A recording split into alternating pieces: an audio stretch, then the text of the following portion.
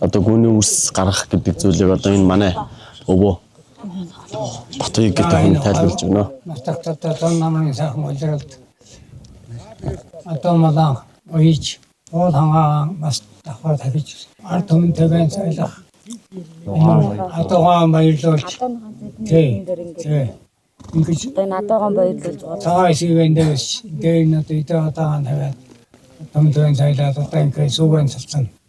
Гүнийхээс юг Хаасаам сүүг юм гэсэн. Тий. 3 шаам амжсан. Нөгөө тэгээ адууны баяр л гэсэн. Тий.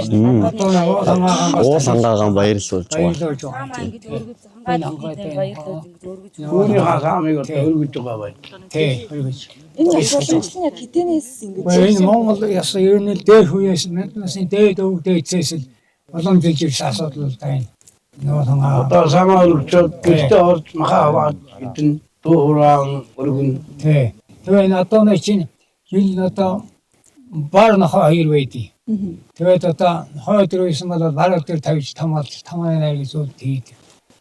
Баруун. Баруун. Тэгээ баруун өдрөө юусэн бол нохоо өдрөө тавих хэрэгтэй. Хойд руусэн бар дээр тавих жишээтэй. Тий. Юу жилэндээ. Гэж ярьдیں۔ Даа. Одоо ингээд нөгөө өглөөнөөс хойш 2 цагийн зайтай 3 саацсан байгаа. Тэгээ одоо тэр нэг саасан саамаа одоо ингээд бүгдэн бүх адуугаа одоо ингээд мэлаагаад саамаа цэцсэн гэсэн. Одоо энэ цацлын одоо энэ 9 нүх байна да. Одоо яг одоо энэ 9 нүх энэ нөгөө нэг мөнх амьдралыг бэлэгддэг байхгүй. Энэ цацлын 9 нүх нь. Тэгээд одоо нөгөө нүх нүхээрээ бас өөр өөр юм бэлэгддэг.